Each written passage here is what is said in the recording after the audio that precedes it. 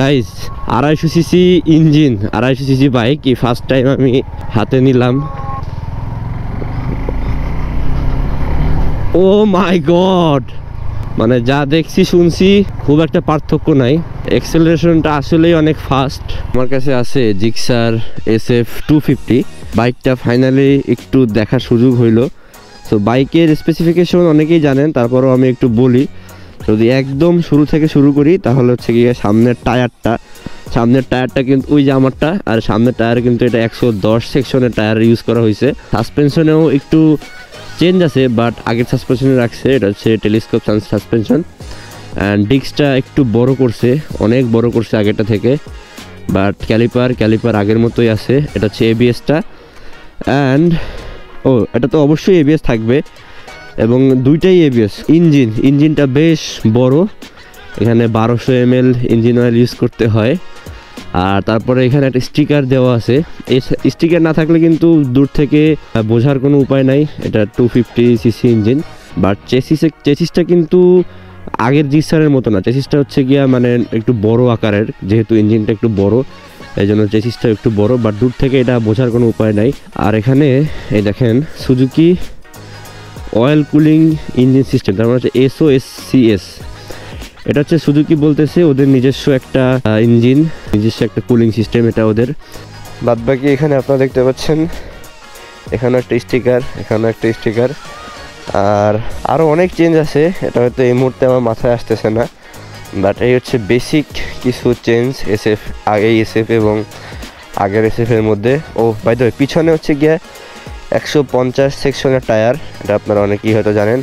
আর হ্যাঁ, দুইটাই কিন্তু ABS, এই যে পিছনেরটাও ABS, সামনেরটাও ABS।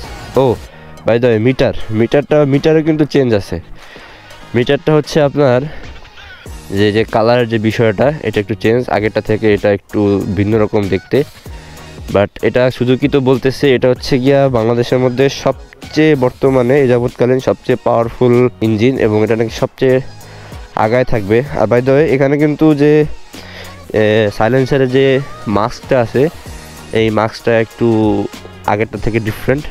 বাইকটা হচ্ছে আমাদের এই যে ওসমান ভাইয়ের বড় ভাইয়ের বাইক। সো এই ভাই আগে GSX-R চালাইতো, ওটা বিক্রি করে এটা কিনছে, আমাদের এলাকায় থাকে।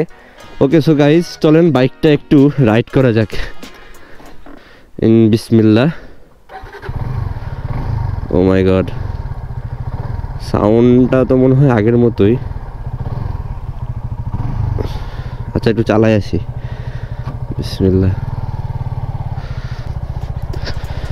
সো বিষয়টা হচ্ছে আমাদের এলাকায় রাস্তাটা খুব একটা ভালো না, যার কারণে হয়তো আমি খুব একটা রাশ রাইড দিতে পারবো না। সিম্পলি মানে একটু ইঞ্জিনটা বোঝার জন্য একটু টেস্ট রাইড দিচ্ছি। অ্যান্ড ইয়েস, এক্সেলারেশন আগেরটা থেকে অনেক বেটার করছে, এবং এটা অনেক মানে বোঝাই যাচ্ছে যে অনেক ফাস্ট। যদি বড় রাস্তা পাইলে হয়তো ওইভাবে একটু চালায় আসতে পারতাম। তারপরও দেখি একটা টান দিই। ও মাই গড, আসলেই মানে যা দেখছি শুনছি খুব একটা পার্থক্য নাই। এক্সেলারেশনটা আসলেই অনেক ফাস্ট। অ্যান্ড ব্রেকের বাইক, সামনেটা তো ABS এর সাথে সম্পর্ক আছে, বাট পেছনেরটা একটু ধরা যাক। আচ্ছা, শুধু পেছনেরটা একটু, যদিও উঁচা নিচা রাস্তা ABS-টা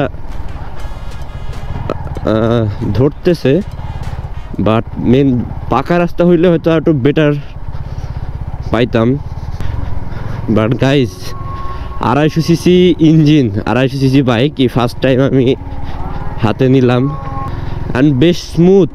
সুজুকি তো বরাবরই স্মুথ থাকে, আমারটাও স্মুথ, এটাও মোটামুটি স্মুথ। হয়তো এই মুহূর্তে খুব বেশি একটা বুঝতে পারবো না, ধরেন যদি একটু 10 কিলোমিটার বা 15-20 কিলোমিটার যদি চালাতে পারতাম তাহলে হয়তো বিষয়টা আরও ভালোভাবে ফিল করতে পারতাম। তবে এই বাজেটের মধ্যে যদি সামনের যে সাসপেনশনটা, এটা যদি USD সাসপেনশন দিত, এই বাইকটা একটা মানে ফুল সেট আপ হয়ে যেত যদি সামনের সাসপেনশনটা USD হইতো। আর বাই দ্য ওয়ে, রিমেও কিন্তু একটু চেঞ্জ আছে। এই রিম কিন্তু আগেরটার মতো না, রিমেও চেঞ্জ, এটা সামনেরটাও এবং পিছনেরটাও। সো গাইস ভিডিও কেমন লাগছে বলতে পারেন। আর প্রাইস নিয়ে কিছু বলবো না, প্রাইস নিয়ে নতুন করে কিছু বলার নাই, অনেকের ভিন্ন ভিন্ন মতামত থাকতে পারে, তবে আমার মতামতটা আমি অন্য আরেক সময় শেয়ার করব। সো গাইস আজকের ভিডিও এই পর্যন্তই, সবাই ভালো থাকবেন, সুস্থ থাকবেন, দেখা হবে অন্য কোনো ভিডিওতে। আল্লাহ হাফেজ।